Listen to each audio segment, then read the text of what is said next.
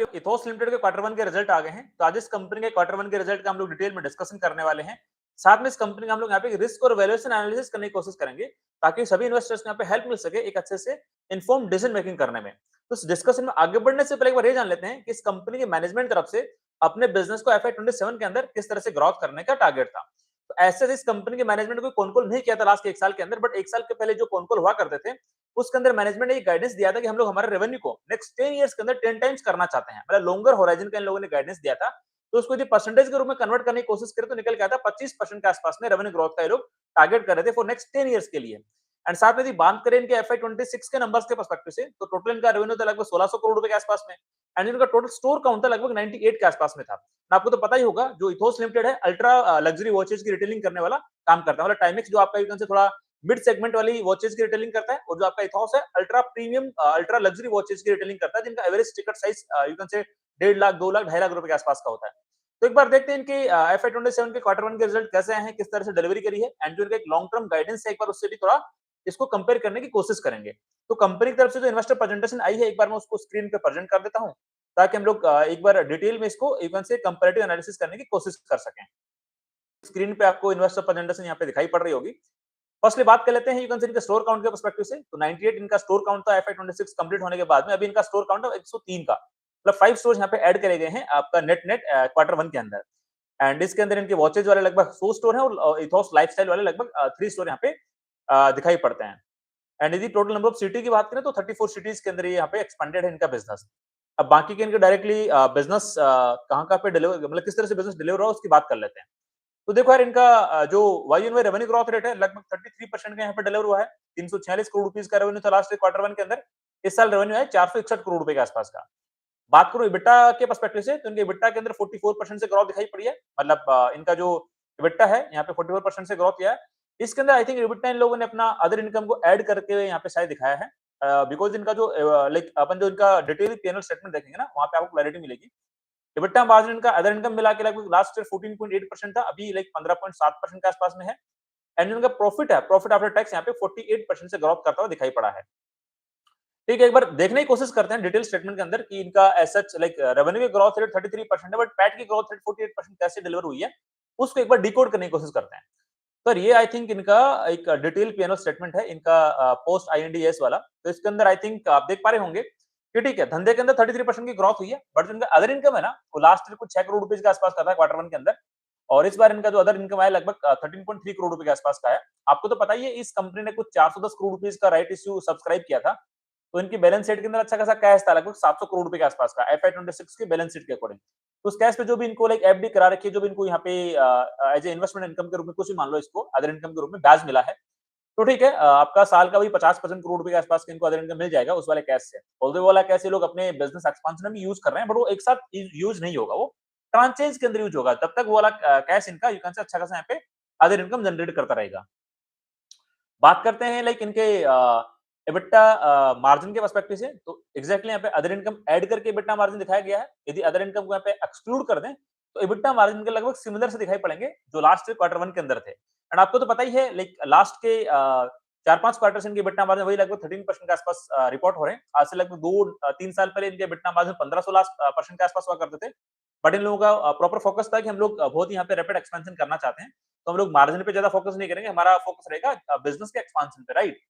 तो उसका इम्पैक्ट इनके धंधे के ऊपर ही पड़ा। एंड साथ में आपको तो पता है, ये लोग जो अल्ट्रा लग्जरी वो वॉचेज जो यू कैन से इंपोर्ट करते हैं अपने रिटेल स्टोर बेचने के लिए, तो आउट ऑफ इंडिया से इंपोर्ट करते हैं। एंड स्विस वॉचेज कुछ भी उनको कह दो XYZ, ठीक है। तो इनका जो इन्वेंटरी बन के आता है वो यू कैन से लाइक ये लोग जो वहां की करेंसी होती है उसके अंदर परचेज करते हैं। और आपको तो पता है इंडियन रुपीज डिप्रिशिएट हुआ लास्ट के 2-3 साल के अंदर, तो उसका भी इम्पैक्ट पड़ा है इनके ओवरऑल EBITDA मार्जिन को 15-16% से नीचे लाके 12-13% तक आसपास जो है, उसके ऊपर इनका करेंसी डिप्रिसिएशन का भी इम्पैक्ट पड़ा है। बट फिर भी ठीक है, यहाँ पे हमने जानने की कोशिश करी कि ऐसे EBITDA मार्जिन में ऐसे कोई डिफरेंस नहीं है, केवल जो अदर इनकम आई है यहाँ पे लगभग आपके 6-7 करोड़ का एक्स्ट्रा, वो यहाँ पे लाइक आपका EBITDA मार्जिन को थोड़ा डेविएट करता हुआ दिखाई पड़ रहा है। बात करें इनका, तो इनका देखो जो लाइक EBIT है वो यहाँ पे 48% से ग्रोथ किया है। अब यदि बात करें फाइनेंस कॉस्ट की, तो इनकी फाइनेंस कॉस्ट ज्यादा इंक्रीज नहीं हुई है, मतलब ऑब्वियसली इनके एसेट्स कोई बोरोइंग नहीं है, बट जो रिटेल स्टोर है जो उनका लीज लायबिलिटी बनता है उसका फाइनेंस कॉस्ट यहाँ पे बैलेंस शीट में दिखाना पड़ता है पोस्ट IND-AS वाले अकाउंटिंग मेथड के अंदर। तो 6 करोड़ था लास्ट क्वार्टर वन के अंदर, अभी 8 करोड़ हो गया है। एंड यदि मैं इनका कुछ डेप्रिसिएशन की बात करूं तो डेप्रिसिएशन इनका वही अच्छा खासा ग्रो किया है। लास्ट क्वार्टर में 19 करोड़ रुपए के आसपास था, अभी 26 करोड़ रुपए के आसपास में है। एंड क्वार्टर 4 FY26 में ये डेप्रिसिएशन इनका 25 करोड़ रुपए के आसपास था। एंड पीबीटी लाइक इनका वही 50% से ग्रोथ हुआ है, और यदि टैक्स वाला कंपोनेंट हटा लाइक इंक्लूड कर लें तो इनका जो प्रॉफिट आफ्टर टैक्स यहाँ पे 48% से ग्रोथ किया है। तो आप ये देखो यार, लाइक इनका रेवेन्यू का ग्रोथ रेट 33% होने के बावजूद भी पैट का ग्रोथ 48% इसलिए हुआ बिकॉज एक तो इनका अदर इनकम मिल गया 6 करोड़ का एक्स्ट्रा। एक आपकी फाइनेंस कॉस्ट तो चलो ठीक है उतनी बढ़ गई है, बट आपका डेप्रिसिएशन का कॉस्ट बहुत ज्यादा जंप नहीं किया है, तो उसका भी यहाँ पे थोड़ा बहुत फायदा मिल गया है। तो इसीलिए इनका जो ओवरऑल जो पैट की ग्रोथ रेट है यहाँ पे 48% के आसपास यहाँ पे दिखाई पड़ी है। एंड यदि आप इसको थोड़ा क्यूएनक्यू बेसिस पे देखोगे तो ऐसा कोई बड़ा जंप नहीं दिखेगा, मतलब इनका क्यूएनक्यू बेसिस पे जो इनका EBITDA मार्जिन है लगभग सिमिलर सा दिखाई पड़ेगा, बिकॉज क्वार्टर 4 के अंदर भी इनका अदर इनकम आया था 12-13 करोड़ रुपए के आसपास का। तो सिमिलर काइंड ऑफ यहाँ पे इनका EBITDA मार्जिन दिखाई पड़ेगा अदर इनकम को इंक्लूड करते हुए, राइट। और आपका क्यूएनक्यू बेसिस पे ऐसा कोई डेप्रिसिएशन का कॉस्ट बड़ा जंप भी नहीं किया है। लाइक आई थिंक 25 करोड़ था, अभी 26 करोड़ है, तो उसका भी फायदा इनको मिला। तो इनका क्यूएनक्यू बेसिस भी यहाँ पे प्रॉफिट यहाँ पे अच्छे से ग्रो किया है। आपका EBITDA अच्छे से ग्रोथ नहीं किया, जितना आपका सेल्स ग्रोथ है उसके सिमिलर काइंड ऑफ इनका लाइक EBITDA पे ग्रोथ करता हुआ दिखाई पड़ा है, बट एग्जैक्टली आपका डेप्रिसिएशन की कॉस्ट का फायदा मिला आपको, इसलिए आपका पैट यहाँ पे ज्यादा ग्रोथ किया क्यूएनक्यू बेसिस पे। अब एक बार देखते हैं लाइक और कुछ इंपॉर्टेंट स्लाइड्स हैं क्या इस वाले इन्वेस्टर प्रेजेंटेशन के अंदर, उसको देखने की कोशिश करते हैं। पर ये स्लाइड मेरे को अच्छी लगी।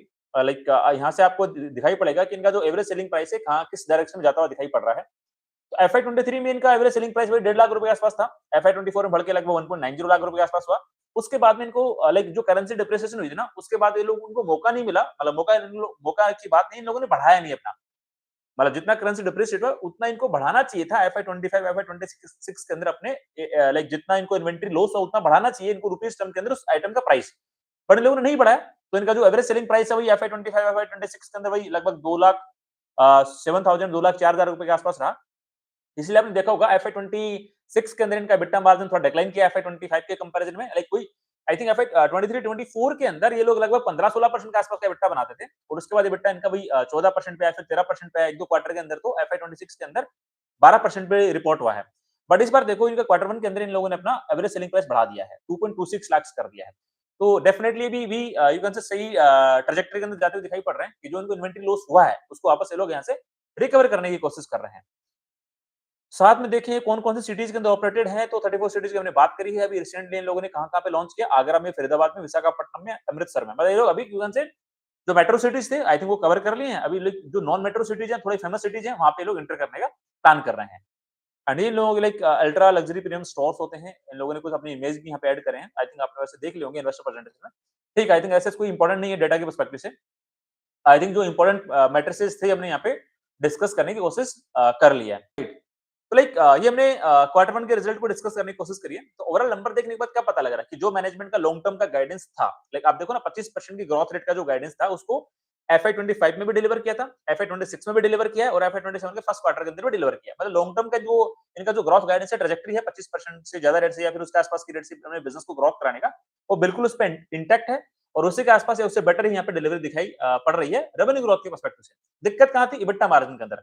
लास्ट के लगभग 1.5-2.5 साल से इनका EBITDA मार्जिन थोड़ा यू कैन से डिक्लाइन कर रहा था, 15-16% के आसपास पहुंच चुका था FY24 में, वो थोड़ा डिक्लाइन करने लग गया था। ठीक है, दो रीजन यहाँ पे दिखाई पड़ते हैं। फर्स्ट इज लाइक इनका जो मैंने आपको बताया इन्वेंटरी लॉस वाला करेंसी डिप्रिसिएशन के कारण, सेकंड इनका जो रैपिड एक्सपेंशन हुआ तो इनके खर्चे ज्यादा बढ़ गए हैं।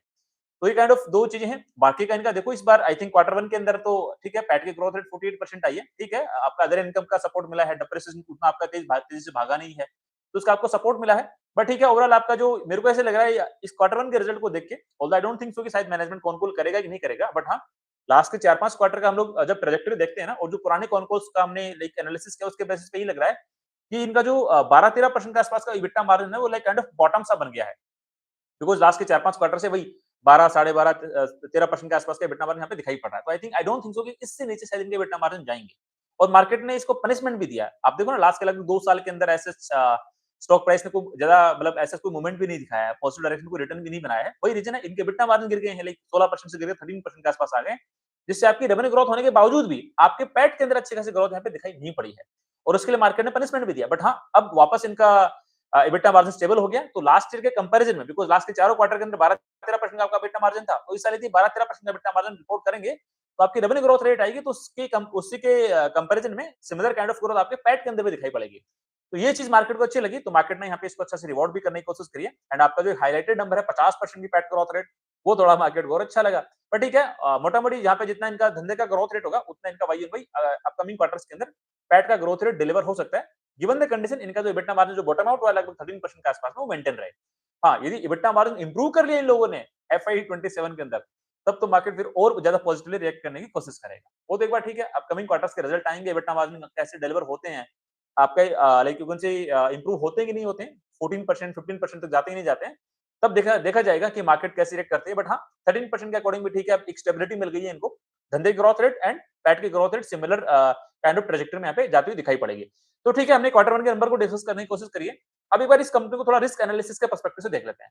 तो यार यहाँ पे लाइक एक ही रिस्क मेरे को नजर आता है मेजरली, आपका यदि करेंसी डिप्रिसिएशन हुआ तो आपका इन्वेंटरी लॉस होगा। बिकॉज़ जो लोग ऐसे कोई हेजिंग तो होता नहीं है, ऐसा तो है नहीं कि लाइक इनको लाइक कुछ गोल्ड है तो एमसीएक्स पे जाके गोल्ड की हेजिंग कर लें। इन्होंने एक आइटम परचेज किया, एक लग्जरी वॉच परचेज करी आउट ऑफ इंडिया, जो भी स्विस वॉचेस उनको परचेज किया, इंडिया में लाए और इंडिया की करेंसी डिप्रिशिएट कर गई तो इनका तो इन्वेंटरी लॉस हो जाएगा ना। हाँ, यदि एएसपी बढ़ा दें, एवरेज सेलिंग प्राइस बढ़ा दें, पूरा का पूरा you can say pass on कर दें कस्टमर पे, तो बात अलग हो सकती है। बट मतलब आई डोंट नो, मतलब जो आपने देखा था, हमने तो देखा ही एफआई 26 के अंदर इन लोगों ने ऐसे कोई अपना एएसपी बढ़ाया ही नहीं है। रैपिड लोग एक्सपेंशन कर रहे थे। तो उस टाइम पे इन लोगों ने अपना एएसपी नहीं बढ़ाया है। एएसपी नहीं बढ़ाया तो लाइक इनके EBITDA मार्जिन लाइक डिक्लाइन करे हैं वाई बेसिस पे। ठीक है, बट यदि ये लोग अभी, मैं चाहता हूँ कि मतलब चाहता क्या, चाहने से कुछ नहीं होता। ठीक है, like maybe I don't think so, मतलब जितना आईएनआर को डेप्रिशिएट होना था लास्ट के लाइक आपका 1-2 साल के अंदर अच्छा खासा डेप्रिसिएशन हुआ है। 84 रुपीस आपका पर डॉलर था, बढ़ के 96 तक तो आ ही गया है। तो मेरा तो ऐसा मानना है कि जब इक्विटी मार्केट अच्छा करेंगे तो लाइक आई थिंक अपना रुपीज और रुपया और ज्यादा डिप्रिशिएट शायद नहीं करना चाहिए। तो रुपी डिप्रिसिएशन का एक रिस्क यहाँ पे हमेशा नजर आपको लटकता हुआ दिखाई पड़ेगा। यार यदि आपका रुपी डिप्रिसिएशन होगा तो मे बी इनका इन्वेंट्री लॉस शायद बुक करना पड़ेगा, जिसकी वजह से इनका पैट का ग्रोथ रेट थोड़ा लैग कर सकता है आपके रेवेन्यू ग्रोथ रेट के कंपैरिजन में।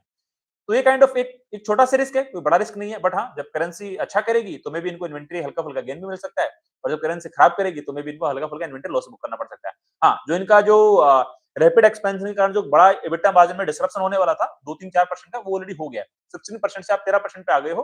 ठीक है, तो आपका जो रैपिड एक्सपेंशन था उसकी वजह से जो 2-2.5% का एबिटा मार्जिन आपका डिक्लाइन होना था, वो शायद हो गया, और लास्ट के 4-5 क्वार्टर से लाइक स्टेबिलिटी भी दिखाई पड़ी है एबिटा मार्जिन के अंदर। तो ये हमने लाइक एक रिस्क एनालिसिस के पर्सपेक्टिव से बात करने की कोशिश करी है। अब एक बार इस कंपनी का थोड़ा वैल्यूएशन एनालिसिस करने की कोशिश कर लेते हैं। तो देखो यार, इस कंपनी का करंट मार्केट कैप कितना है, लगभग 8,000 करोड़ रुपए के आसपास में है। एफआई 26 में कितना धंधा किया था, 1610 करोड़ रुपए के आसपास में। गाइडेंस क्या है, 25% के आसपास की रेवेन्यू ग्रोथ रेट का। ऑल्दो इन लोगों ने क्वार्टर वन के अंदर डिलीवरी दी 33% के आसपास में, बट फिर भी हम लोग एक रेंज बाउंड लाइक डिस्कशन कर लेते हैं कि 25 से 30% के आसपास में इनका टॉप लाइन ग्रोथ हो सकता है एफआई 27 के अंदर। तो 1600 करोड़ का रेवेन्यू बन सकता है, वही 2000 करोड़ से 2100 करोड़ रुपए के आसपास का रेवेन्यू। एबिटा मार्जिन वही में जो इनका करंट ट्रेंड चल रहा है 12.5-13% के आसपास का, वही मैं यहाँ पे मेंटेन करने की कोशिश कर रहा हूँ।